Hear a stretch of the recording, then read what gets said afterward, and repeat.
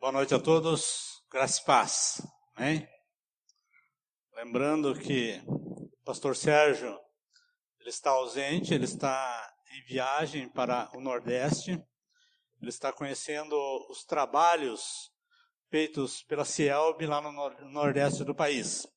Então ele manda lembranças, um abraço a toda a igreja, e então a gente está trazendo aí as notícias, né? Então ele não está ausente simplesmente por não querer estar, mas ele está também fazendo a obra de Deus em outros lugares, conhecendo um pouco daquilo que Deus tem feito através das nossas igrejas irmãs também no Nordeste do país. Amém?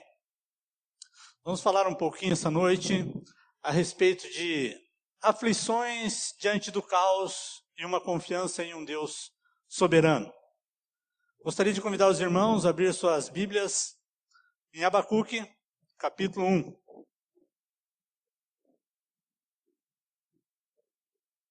Abacuque, capítulo 1.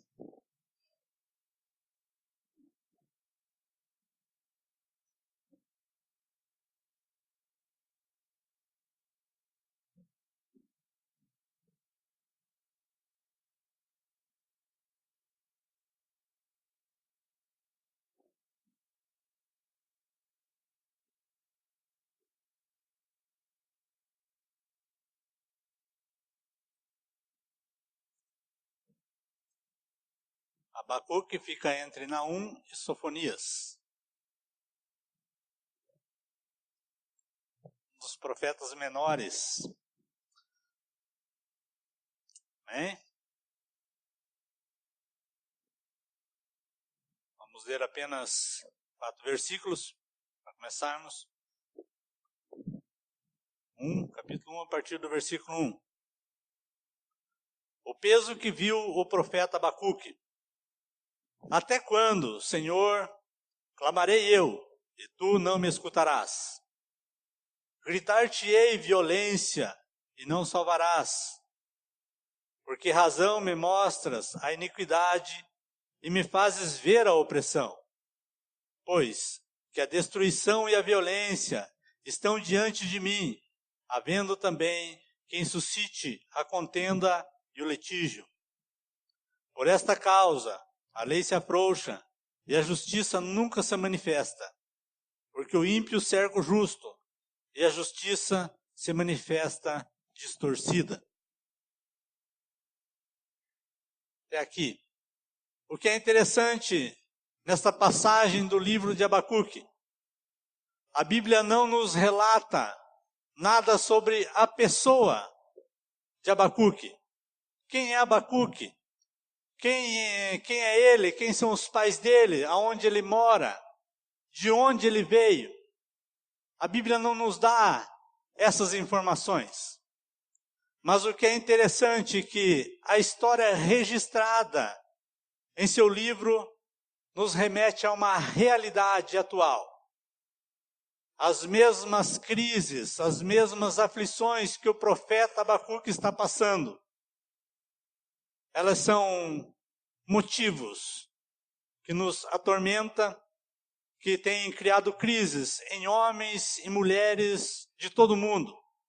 As suas angústias, os seus lamentos, é algo que pulsa dentro de cada ser humano. Ela se encontra em todos os níveis da sociedade humana. E principalmente dentro do íntimo da alma de cada um. E isso nos leva a reconhecer justamente algo que a gente tem pregado, algo que a gente tem ensinado, que é a lei da semeadura. Que cada um colhe aquilo que planta. Que cada um recebe aquilo que está plantando. Não tem como você plantar algo ruim e querer colher algo bom. E principalmente, as pessoas que plantam a maldade, elas vão colher frutos amargos, aos quais ninguém deseja colher. E o pecado sempre nós temos que ter em mente, ele nunca vai ficar sem punição. Deus nunca vai deixar o pecado sem a devida punição. E nós vemos que é exatamente isso que está acontecendo em Jerusalém, no período onde o profeta Abacuque está atuando. O profeta Abacuque está falando a uma nação que está contaminada pelo pecado e pela iniquidade. E nós vemos que o cálice da ira de Deus ele está transbordando. Deus já está saturado com tudo aquilo que está acontecendo na nação. E ele irá trazer juízo sobre a nação de Israel, sobre a nação de Judá. Abacuque viveu entre 610 e 605 a.C. E ele foi convocado por Deus para alertar o povo sobre as injustiças e as iniquidades que atraíram o castigo de Deus, o castigo divino. O reino do norte, Israel, já havia sido derrubado pela Síria em 722 a.C. E desde então o crescimento do Império dos Caldeus, a Babilônia, vem sendo surgindo como uma potência no horizonte. E nos dias de Abacuque, os governantes do reino do sul, o reino de Judá, eram um homem mau, injusto, que não seguia os caminhos e nem a lei de Deus. Era nesse período onde o rei Jeoaquim, ele está reinando então sobre Judá. Eles rejeitaram a Deus e oprimiam o seu próprio povo. É nesta fase, é nesta época, é neste contexto que Abacuque está falando, que Abacuque está pregando. Então ele está diante de uma situação a qual ele não entende. Deus está usando como um agente de julgamento os caldeus, que invadirão Judá, e então levarão Judá cativo para a Babilônia, sob o comando do rei Nabucodonosor. Lembrando que Judá foi invadida 2 vezes, antes de ser totalmente destruída pelo próprio Império Babilônio, em 586. Então esse período era um período de medo, de opressão, perseguição, sem lei e cheio de imoralidade. Era um período onde parecia não haver justiça para os necessitados. Tudo era feito de acordo com o que os poderosos mandavam. Os juízes estavam sendo comprados, os profetas eram contratados para falar somente coisas boas ao rei. Eles não profetizavam nenhum tipo de condenação contra as suas atitudes, contra os seus atos de maldades praticados contra o povo, porque eram homens comprados para falar coisas boas ao rei. E é justamente por isso que Abacuque está aflito. Ele está aflito por causa da opressão do justo, ele está aflito por causa da oração não respondida, ele está aflito por causa da oração que é respondida, mas não do jeito que ele gostaria de ouvir. Ele está aflito porque o mais ímpio estava sendo usado como ferramenta de correção para o seu povo. E ele fala a respeito de aquilo que ele está sentindo, a opressão a qual a nação está sofrendo. Os pobres estão sendo oprimidos e os poderosos estão cada vez mais ricos.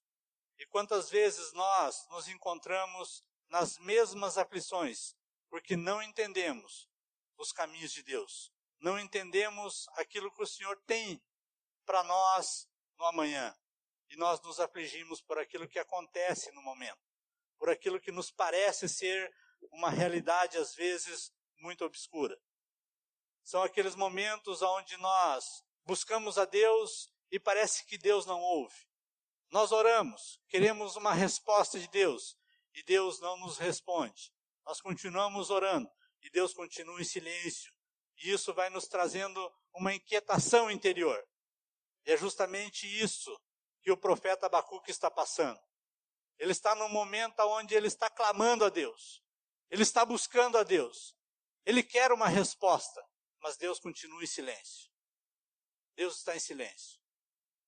E ele faz isso por várias vezes. Ele está clamando, ele está pedindo por socorro, porque ele não entende tudo aquilo que está acontecendo.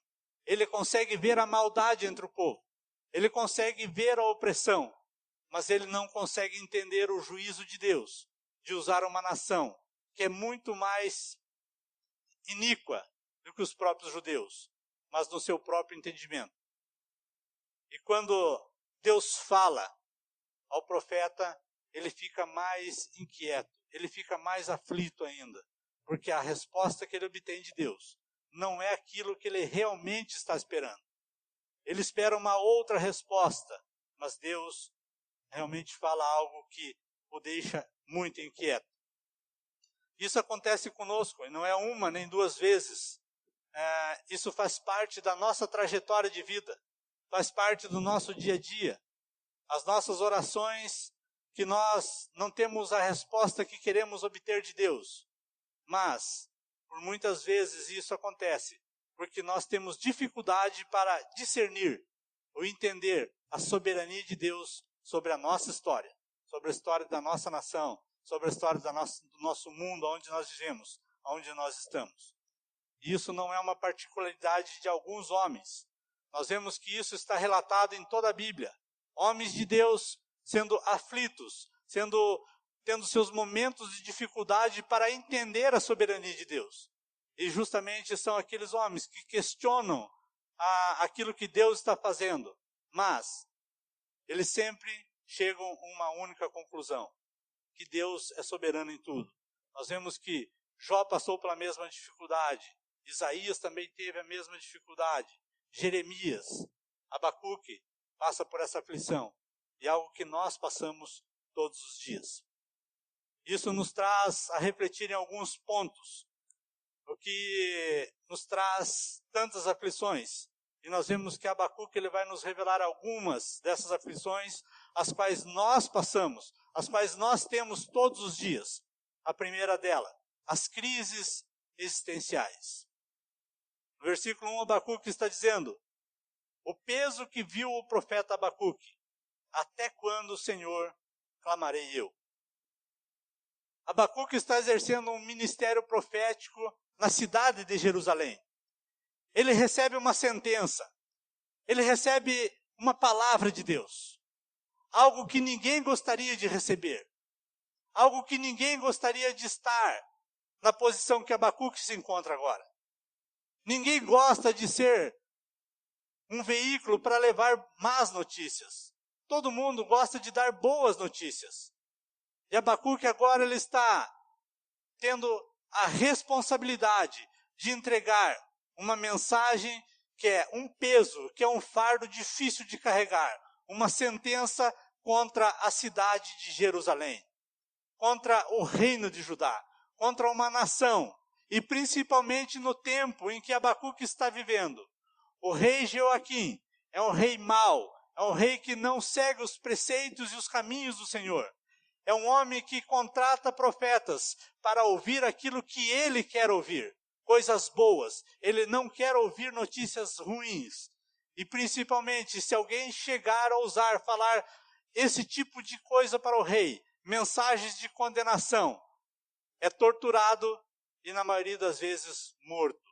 Então é nessa situação que Abacuque está se encontrando. E é por isso que ele entra nessa crise existencial. Porque existe uma sentença, e essa sentença deixa Abacuque muito incomodado. E o que deixa ele incomodado é a sentença revelada. Pense na situação em que Abacuque está se encontrando agora. Ele está tendo que profetizar algo contra a nação e não é algo bom. Principalmente porque a sentença de Deus é que Jerusalém será destruída. Jerusalém será levada cativa. E o povo que Deus vai usar para punir a nação de Judá são os babilônicos, são os caldeus. Uma nação mau, uma nação que tem por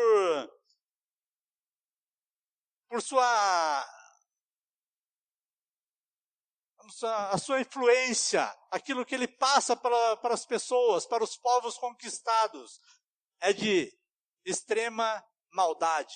Eles executam todos os seus soldados e os homens. Então é uma nação a qual ninguém gostaria de ter como seu punidor, como seu carrasco, porque geralmente eles seriam muito afligidos. E é isso que traz com que Abacuque sinta toda essa aflição, É o peso do julgamento de Deus sobre a nação de Judá e a responsabilidade que Abacuque tem de levar essa mensagem, não somente aos líderes da nação, mas para todo o povo. Porque em toda essa opressão, em toda essa maldade que existia na nação, não existiam somente pessoas ruins, não existiam somente pessoas más, mas existiam pessoas boas no meio do povo. Existiam pessoas que seguiam os caminhos do Senhor. Existiam pessoas que eram tementes a Deus. E essas pessoas passariam pela mesma correção. Elas passariam pelas mesmas dificuldades. Seriam julgadas junto com o restante da nação. Deus não ia fazer separação do bom, do ruim, do mal, do justo. Todos passariam pela mesma condenação. Todos passariam pela mesma situação. E Abacuque está sendo afligido. Ele tem essas aflições por não ter as suas orações respondidas. Abacuque ele começa falando: até quando, Senhor, clamarei eu, e tu não me escutarás? É como se ele estivesse falando ao vento. Abacuque clama, Abacuque pede por socorro, Abacuque ora, horas e horas orando a Deus e buscando ao Senhor, e Deus não responde nada. Deus só está em silêncio e ele começa a ser afligido. E ele continua: até quando, Senhor? Ele está olhando toda a maldade que existe na nação. Ele está olhando toda aquela iniquidade que está acontecendo. Ele está vendo o pobre ser oprimido pelo mais forte. Ele está vendo tudo isso sendo sentenciado dentro da nação. Mas o que é mais interessante é que ele fica preocupado com aquilo que irá acontecer com o seu povo. Ele sabe que é um povo que está cheio de pecados. Ele sabe que é um povo que está cheio de dificuldades, que estão se afastando de Deus, estão abandonando os caminhos de Deus. Mas ele não entende os meios aos quais Deus está usando para o seu desespero. Os meios que Deus está usando para punir esse povo. E é isso que causa certo desespero, porque ele ora, porque ele busca e ele não ouve resposta. Deus não fala nada. Deus deixa ele com os seus pensamentos, com as suas crises, com as suas aflições. E ele não consegue entender. Estava difícil de conciliar a santidade de Deus com a existência do mal. Ele não entende como um Deus santo e justo pode estar usando alguém tão mal para punir uma nação. E é por isso que ele começa a entrar nessa crise existencial. E muitas vezes nós passamos pelas mesmas crises e fazemos os mesmos questionamentos. E quando não fazemos, nós ouvimos as pessoas questionando para nós a respeito da maldade que existe no mundo. Por que Deus permite o mal? Por que alguém mal prevalece sobre o justo, sobre alguém que é temente a Deus? Por que Deus não destrói o mal? Ou porque Ele não impediu aquele que é o veículo do mal antes que ele consumasse a maldade sobre o inocente? Por que os esquemas de corrupção permanecem sem punição? E os corruptos continuam a usufruir os frutos usurpados de outros? Por que existem tantas crianças abandonadas que morrem à míngua sem receberem o auxílio? Onde está Deus? O que Deus está fazendo para tudo isso? Por que Deus permite tudo isso? São crises que a humanidade enfrenta. São perguntas que nós estamos acostumados a ouvir. As pessoas nos questionam a respeito disso. As pessoas querem resposta. As pessoas não entendem. Porque fica difícil realmente conciliar uma teologia, uma santidade de um Deus santo e poderoso com a existência do mal. Este é o drama que o profeta Abacuque está passando. Oração sem resposta. Deus está em silêncio. Até quando, Senhor, clamarei eu, e tu não me responderás? Esse é o nosso drama. É o drama de todos os dias. Porque quantas vezes nós oramos, quantas vezes nós pedimos por paz, pedimos para que Deus esteja intervindo nas nações, para que haja paz, para que haja paz no mundo. E o que mais nós ouvimos são pessoas querendo fazer guerra, pessoas que querem matar pessoas, pessoas odiando outras pessoas, violência e mais violência. nós vemos que a maldade está tomando conta. A maldade cresce dia após dia. E isso é algo que nos aflige. Isso é algo que nós temos que entender e temos que compreender para que possamos estar entendendo a soberania de Deus. E o que ele percebe é que Deus nem ouvia e nem salvava, diz o texto. Deus não queria ouvir, Deus não queria dar resposta e Deus não ia salvar o povo. Deus já tinha dado a sentença, o povo seria castigado, o povo receberia sua sentença. E nós, muitas vezes, não entendemos o silêncio de Deus. Mas o que nós temos que entender, que toda vez que Deus está em silêncio na Bíblia, ela procede de juízo. Em Apocalipse 8 diz, e houve silêncio no céu. E depois as trombetas começaram a ser tocadas e iniciou-se o juízo.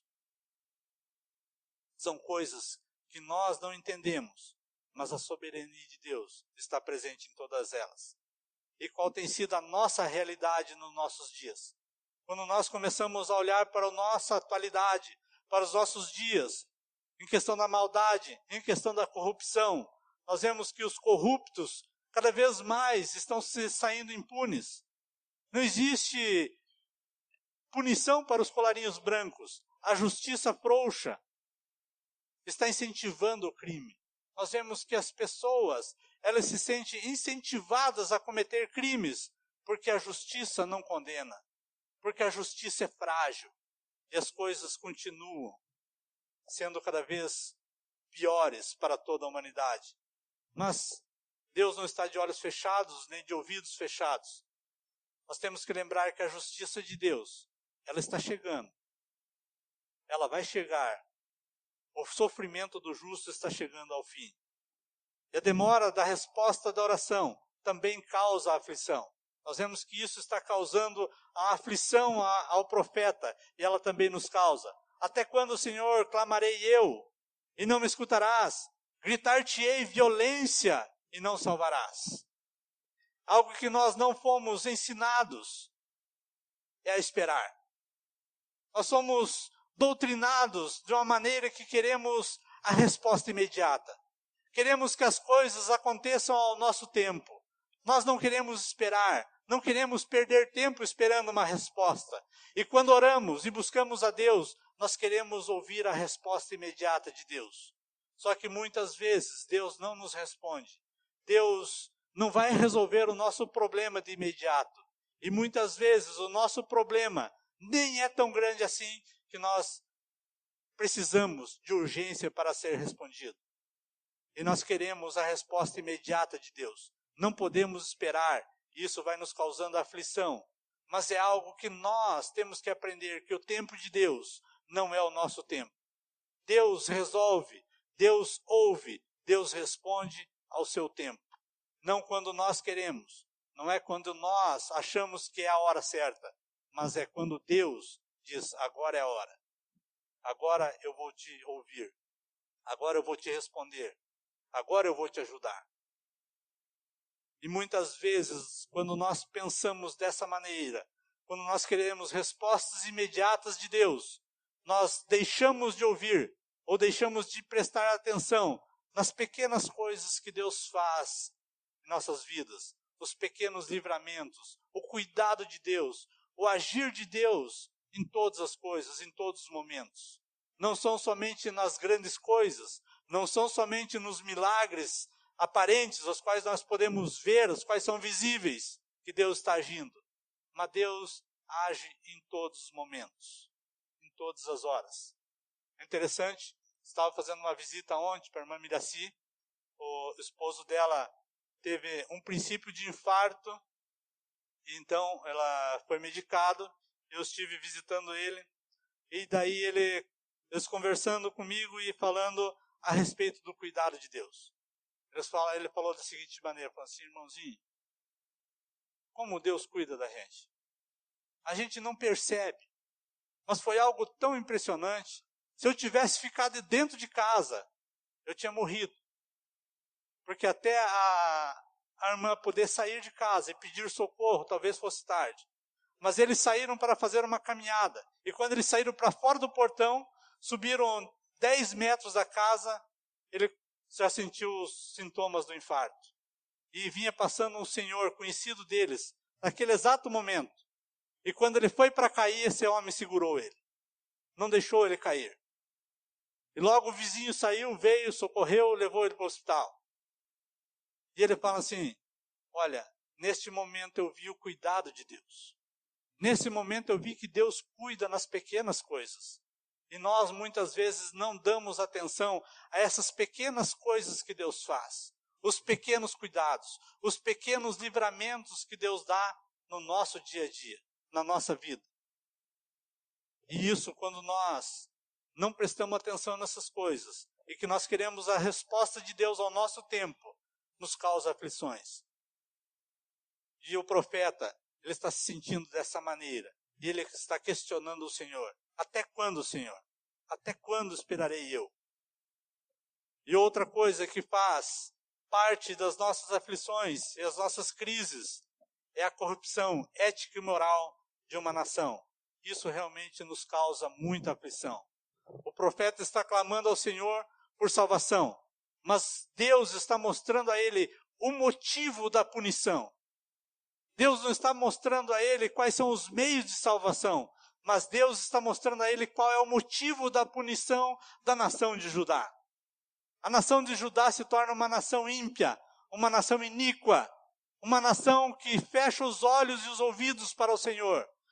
É uma cidade que agora está sem lei. Cada um está fazendo aquilo que bem entende. Estão adorando a outros deuses. E Deus está ficando esquecido. E justamente é isso que Deus começa a mostrar a Abacuque. Ele fala, você está me pedindo salvação, mas eu vou te mostrar qual é o motivo Deus está te mandando essa punição. Deus não faz nada para que seja um motivo injusto, mas Ele faz e demonstra a sua justiça. E o profeta está olhando, quando ele começa a falar a respeito da violência, Deus mostra a ele toda a violência e a iniquidade que tem tomado conta da nação. E o texto nos leva a refletir sobre alguns pontos que está realmente oprimindo o profeta e que nos oprime e nos aflige. Uma delas é, uma nação corrompida torna uma sociedade decadente e cheia de violência. Nós vemos os relatos de Judá nesta época. Nós vemos que está cheio de iniquidade, cheio de violência. O rei Joaquim é um homem mau e truculento e assassino. A violência estava nos tribunais. A violência não estava somente em algumas partes da sociedade. A violência estava dentro do palácio, conduzida pelo rei. A violência estava nos tribunais, porque a justiça não era mais justiça. Os juízes eram mancomunados, estavam fazendo parte somente para os poderosos. Quem pudesse pagar mais tinha uma sentença favorável. Isso não era mais justiça. Isso era algo que era condenável. Isso era algo que estava trazendo a justiça de Deus para esse povo. Os pobres não encontravam mais meios para serem julgados de maneira justa. As suas contendas, as suas rixas e as suas causas realmente eram causas vencidas. Porque se eles levassem para os tribunais, quem vencia era quem era o opressor. Porque o opressor tinha poder, porque o opressor tinha dinheiro, tinha condições de comprar os juízes. E realmente é o que nós vemos hoje acontecendo na nossa nação. Nós vemos os noticiários que relatam somente a maldade e a carnificina. E nós vemos isso em todos os níveis da sociedade. Nós vemos no alto escalão a corrupção, algo que não termina mais. Quanto mais mexe, mais corruptos encontra, mais desvios de dinheiro, mais corrupção.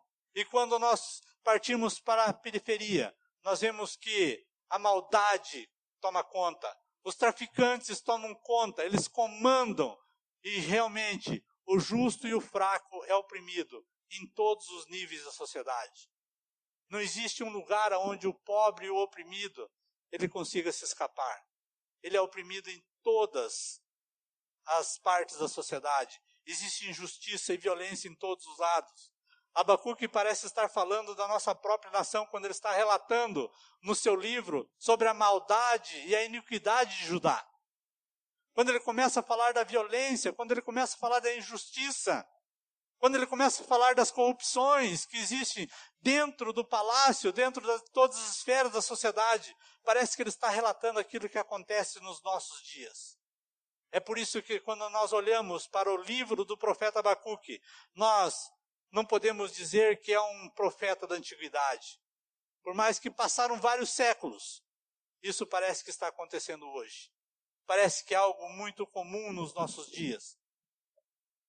Nós vemos que aqueles que decretam as leis, que deveriam ser balizadores, que deveriam cuidar para que a lei fosse cumprida, são os homens que usam as brechas da lei para poder pisar nas mesmas leis que eles criam, para poder desviar dinheiro, para poder sair impunes das suas maldades. Eles cometem um crime, tendo a certeza que sairão impunes. Essa é a esfera da maldade, essa é a esfera da corrupção. O cidadão de bem vive trancafiado com medo dos bandidos, enquanto os bandidos estão à solta. Se nós não tivermos cães de guarda, não tivermos grades nas portas, grades nas janelas, nós não temos segurança. Enquanto os bandidos, eles estão à solta. Eles estão olhando, estão maquinando a quem vai fazer o mal. Quem será o próximo alvo deles? A maldade está tomando conta, a violência está corrompendo a nação. Uma nação corrompida torna uma sociedade dominada pela iniquidade e não pela virtude. No versículo 3, por que razão me mostra a iniquidade e me fazes ver a opressão? Pois que a destruição e a violência estão diante de mim, havendo também quem suscite a contenda e o litígio.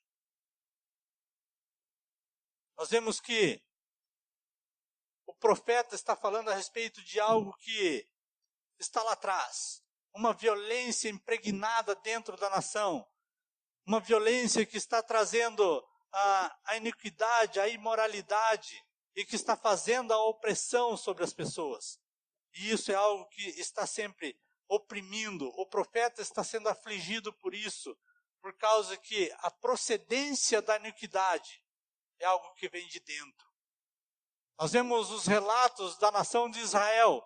Nós vemos que que a nação de Israel foi tirada como um povo escravo de dentro do Egito. E eles tomam posse da terra prometida. Eles sempre são oprimidos pelas nações vizinhas. São sempre castigados pelas nações vizinhas. E são os pecados e as maldades das nações vizinhas que estão oprimindo o povo. Mas dessa vez o profeta está trazendo uma maldade, uma iniquidade, e a procedência dessa iniquidade vem do próprio povo de Deus. Vem do próprio povo, aonde eles deveriam ser luz, eles deveriam ser balizadores de Deus entre as nações. Eles deveriam ser um povo diferenciado, porque foi para isso que eles foram chamados. Eles foram escolhidos para ser nação santa, sacerdócio real de Deus. Eles deveriam estar demonstrando a santidade de Deus. Eles deveriam estar transparecendo isso. E em vez disso, eles estavam se tornando uma nação pior do que a nação dos caldeus. E é por isso que Deus vai trazer o juízo sobre eles. Jerusalém só foi entregue por Deus nas mãos da Babilônia por causa do seu pecado. O pecado e a iniquidade havia dominado o povo. E a Bíblia diz que o pecado é o opróbrio das nações. Um povo rendido ao pecado não é um povo forte. Mas, mais dia menos dias, a nação cai. E foi o que aconteceu com o reino do norte. Por causa da sua maldade, por causa da sua iniquidade, o povo caiu. Foi levado cativo pela Síria. E parece que o reino do sul não entendeu, não prestou atenção naquilo que Deus fez com o reino do norte e seguiram os mesmos caminhos. Nós vemos que o pecado está tão envolto na vida desses homens que eles não conseguem entender os propósitos de Deus, não conseguem entender o juízo de Deus. É nesse sentido que o pecado de Judá era pior do que o pecado dos caldeus. Eles não pecaram somente contra as nações, eles pecaram contra Deus. eles conheciam a lei de Deus, eles conheciam a bondade de Deus, eles sabiam o que deveriam fazer e deixaram de fazer. Eles pecaram contra tudo aquilo que Deus coloca como santo, como puro. Eles estão pecando, estão se rebelando contra o próprio Deus, contra o conhecimento de Deus. E isso nos traz um outro ponto. Uma nação corrompida é marcada pela opressão dos fortes sobre os fracos.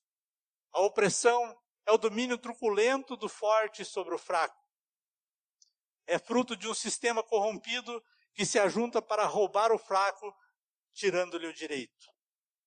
Nós vemos que esse tipo de opressão é algo que realmente oprime a sociedade brasileira.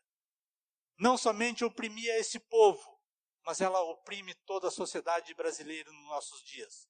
Nós vemos que esse domínio dos fortes faz com que sempre aqueles que são humildes, que são um povo fraco, que não tem os seus direitos garantidos, parece que os seus direitos que lhes restam são roubados, são tirados, e não tem como eles quererem requerer esses direitos. Uma nação corrompida demonstra sinais de destruição. Que tipo de destruição? Nós vemos que existem vários tipos de destruição que são relacionados. A destruição dos valores, a destruição dos marcos, dos absolutos, dos princípios que regem a vida, que regem a família, o casamento, as transações comerciais. O que se percebe é que a perda desses critérios absolutos não existe mais. Não existiam mais na época de Abacuque. Era isso que estava causando uma destruição. Todos os valores tinham sido destruídos. Não existiam mais absolutos. Então, a nação estava numa decadência espiritual. E nós vemos que uma nação corrompida realmente demonstra esses sinais de destruição. Porque nós vemos, estamos vivendo hoje esse tipo de destruição. Nós estamos passando pelas destruições dos nossos valores, dos nossos absolutos. Os valores que regem principalmente a família. Os valores que regem os casamentos. Os valores que diz que um casamento é formado de homem e mulher. Esses valores estão sendo destruídos. Os valores que dizem que a família é constituída de homem e de mulher. Esses valores estão sendo destruídos. Esses absolutos estão sendo destruídos. Os marcos dos princípios que regem tudo isso estão sendo destruídos. Estavam sendo destruídos lá e continuam sendo destruídos hoje. Não existe certo ou errado. Existe quem tem mais poder.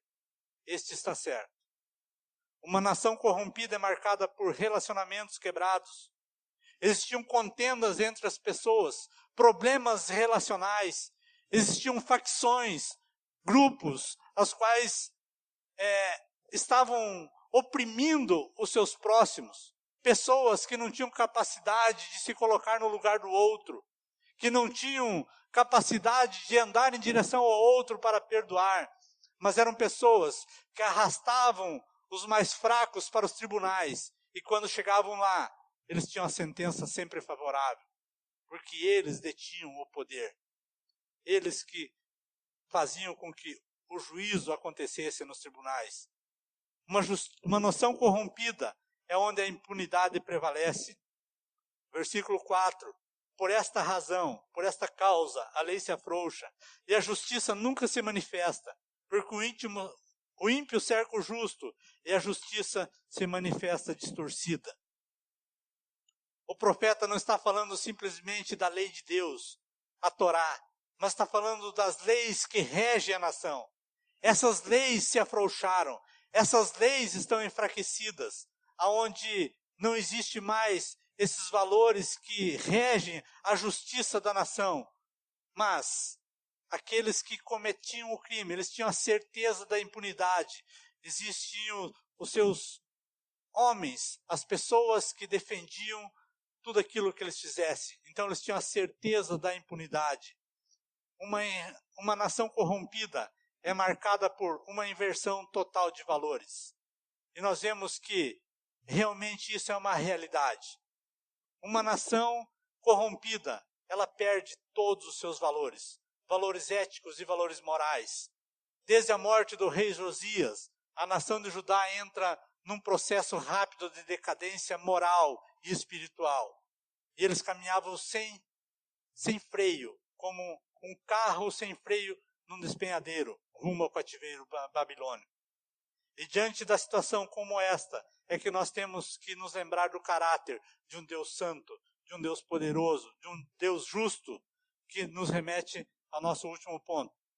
As aflições nos revelam um Deus santo, justo e soberano. Após momentos de questionamento de Abacuque, de intercessão, onde ele está clamando a Deus por uma resposta, onde ele busca querer saber o que Deus está querendo, o que Deus está pensando, o que Deus está fazendo para livrar a nação. E ele não obtém as respostas as quais ele espera, mas agora ele está com o coração disposto para ouvir o que o Senhor tem para dizer. E ainda que ele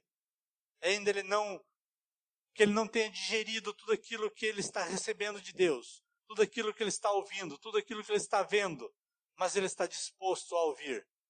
Ele vai falar no capítulo 2, versículo 1. Quem estiver com a Bíblia aberta pode acompanhar. Sobre a minha guarda estarei, e sobre a fortaleza me apresentarei e vigiarei, para ver o que falará a mim, e o que eu responderei quando eu for arguido. Agora ele está disposto a ouvir de Deus aquilo que Deus tem para dizer. Ele não mais quer somente uma resposta favorável. Ele está disposto a ouvir aquilo que Deus tem para falar, independente de qual seja a resposta de Deus. Ele quer ouvir para poder ter uma explicação. É a transformação do coração desse homem. O coração desse profeta está sendo transformado e o Senhor revela o seu plano para os babilônios. Enquanto os soberbos perecem, o justo viverá pela fé. Deus dá uma resposta incrível para Abacuque.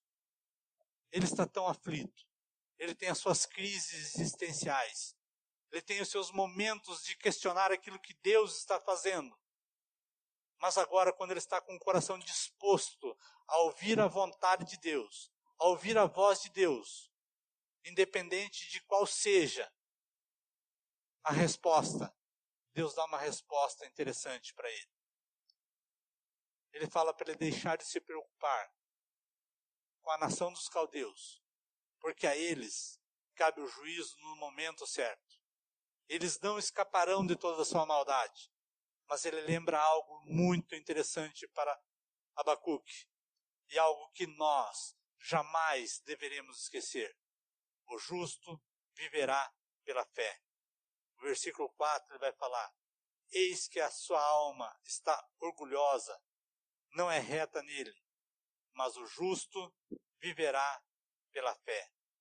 Eis que a sua alma está orgulhosa, e não é reta nele, mas o justo viverá pela fé. Quantas vezes nós nos colocamos na mesma posição de Abacuque?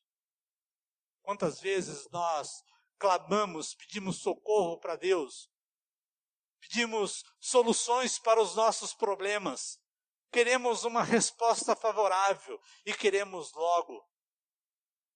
Mas quantas vezes nós nos colocamos na mesma posição de Abacuque, de ouvir a voz de Deus, independente de qual seja a resposta. E quando nós fazemos isso, nós entendemos o que Deus está querendo dizer, que o justo viverá pela fé. Nós devemos esperar em Deus, devemos confiar na soberania de Deus. Ele nunca perdeu a rédea da situação. Ele sempre soube e sempre saberá o que está fazendo, o que está acontecendo. Ele nunca perdeu o controle da situação. É isso que Abacuque está entendendo. É isso que nós devemos entender.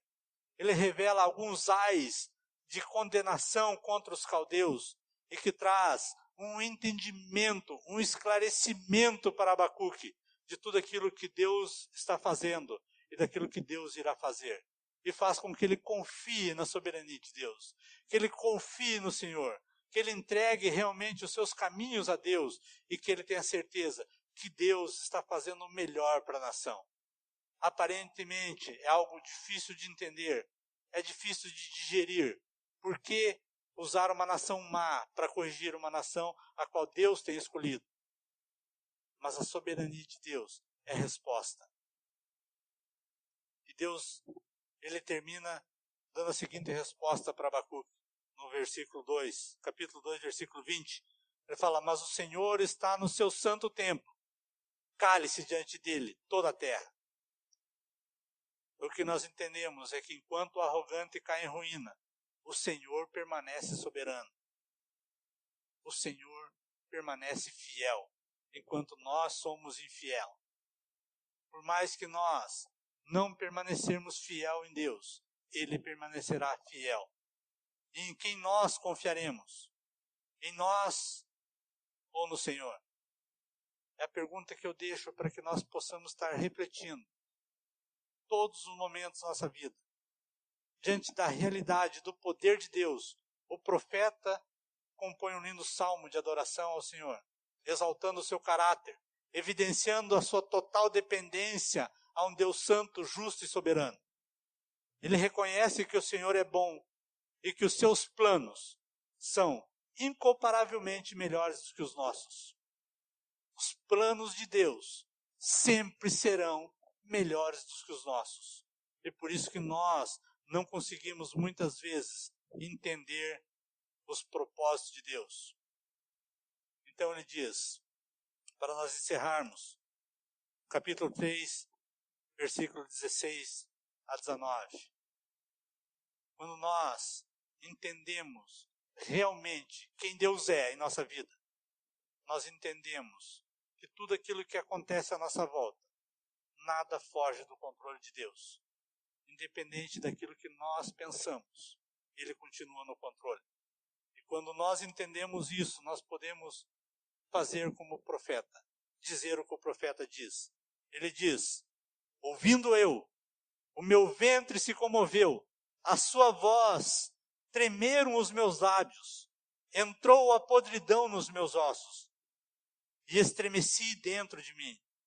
No dia da angústia descansarei, quando subir contra o povo que invadirá com as tropas, porque ainda que a figueira não floresça, nem haja fruto na vide, ainda que decepcione o produto da oliveira, e os campos não produzam mantimento, ainda que as ovelhas da malhada sejam arrebatadas, e nos currais não haja gado, todavia eu me alegrarei no Senhor, exultarei no Deus da minha salvação.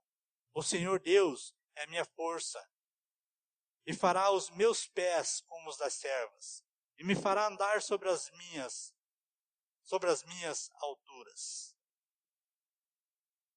Não importa o que nos parece, não importa aquilo que está acontecendo, importa quem Deus é, importa quem Deus é para nós. Ele é soberano, Ele é justo, Ele cuida de cada um de nós, independente do que nós pedimos. Ele sabe o que nos faz bem, Ele sabe o que nós precisamos, Ele sabe o que nós necessitamos. E com isso nós devemos entender, Deus santo e soberano, Ele cuida, e Ele não perde o controle da situação. E eu deixo nessa noite para que nós possamos refletir o versículo que realmente nos leva a refletir sobre as nossas vidas, que é o versículo 2:4. Eis que a sua alma está orgulhosa, não é reta nele, mas o justo viverá pela fé. Nós não entendemos os caminhos de Deus, mas pela fé nós vivemos. Pela fé nós temos a certeza que Deus é justo e que Ele fará a justiça a seu tempo e que Ele nos salvará, que Ele nos guardará de toda maldade, independente de onde nós estivermos, independente do que nós queremos. Amém? Deus abençoe a todos.